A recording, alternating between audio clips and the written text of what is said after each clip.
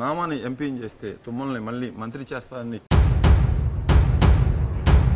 ఓడిపోయినటువంటి అభ్యర్థులకి మంత్రి పదవి లేదు. కొత్త కాంట్రాక్టులు తీసుకోవడం కోసం, వ్యాపారాలను కాపాడుకోవడం కోసమే నామా అంటే టోటల్గా తప్పు.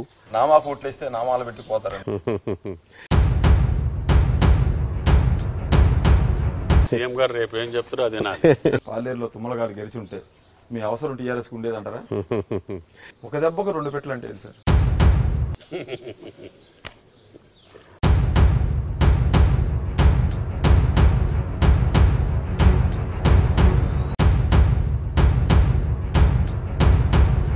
నామాని ఎంపీని చేస్తే తుమ్మల్ని మళ్ళీ మంత్రి చేస్తానని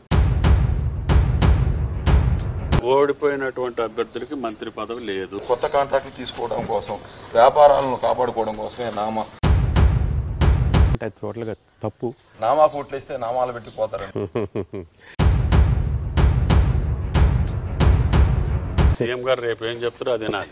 పాలేరులో తుమ్మల గారు గెలిచి ఉంటే మీ అవసరం టీఆర్ఎస్కి ఉండేదంటారా? ఒక దెబ్బకు 2 పెట్టలు అంటే సార్.